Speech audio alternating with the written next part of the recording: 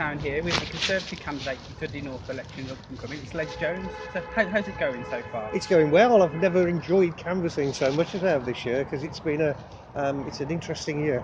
Would you say you've probably had a little bit more time to actually get yourself sorted, ironically, this year? Well, not that much more. I mean, we were only given, I think, 7 weeks' notice of the election, so it's maybe I had 2 weeks more this time than I did last time. More than you need. Well, plenty, yeah. Anyway, let's get on with the questions in hand. How are you ensure that youth issues are represented in Dudley North? Well, there's a simple answer to that, but it actually comes in two parts. One is to use, I know it's an old cliche, but use these in the same proportion to that. Listen rather than speak. Because I do find one of the problems with older politicians is they have a habit of telling people what's good for them. I'd rather ask people what's good for them. Then, if I disagree, I can have a debate, but I don't think I should make the decision for them.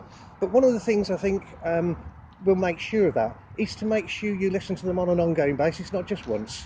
I have a plan to hold surgeries. Years ago, I used to do citizenship classes in schools, and I was thinking of having open surgeries in schools on a regular basis and in the college over the road here, so that students can come with specific student issues and talk to me about them, and that gives me an understanding of where they're coming from rather than just assuming I know.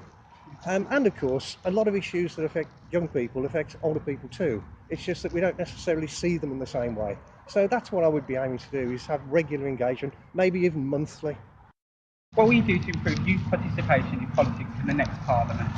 Well, principally, we've got a youth parliament. In fact, one of the members of that youth parliament is not helping me in my campaign, but I think that's a good step towards it. There are two things I can do. As a member of Parliament, I'll be able to invite people down to Parliament so they can see the workings of what goes on there. But the other one is going back to my first answer. Make sure that I go into schools, colleges, places where young people hang out as well, not just those formal settings, and engage with them. Because if you listen and learn, you can also maybe get people to balance. What you see on TV is one argument put and then somebody else refuting it. Sometimes it's good to hear what people think is good and then explain to them what the potential pitfalls are. That's how you get people to participate in life. So I think it works just as well in participating in politics.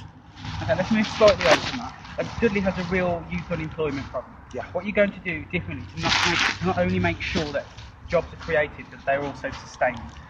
Yeah, well, that is a big issue. In fact, it's the biggest issue that I'm interested in here. First of all, our schools have had pretty poor performance levels for decades now. I'm quite pleased with what the government are doing, which is allowing new schools to pop up and replace those that are failing.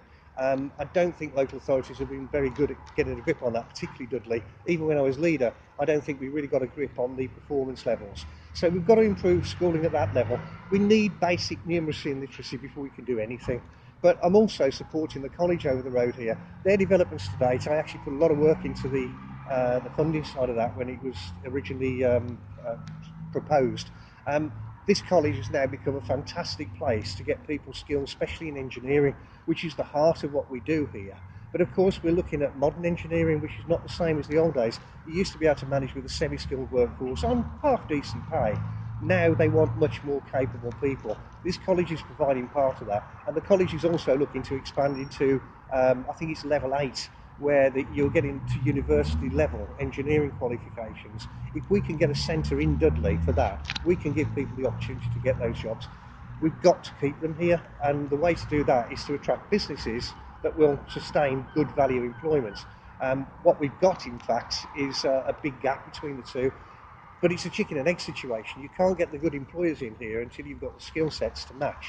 So we're not looking at something that's going to happen next week, but over the term of a 5-year Parliament, that would be my ambition. Upskill people, make sure that they've got the qualifications that the businesses need, and make sure that the businesses that provide high quality jobs are coming to Dudley. But I know you're busy, so we're going to ask you one final question. Why should young people and poor people in this local area vote for you? Well, one, because of what I've just said about wanting to engage with young people, because after all, they are the future of the area. Two, I was born less than 5 miles away from where we're standing now, so I know this area. It's where my heart is.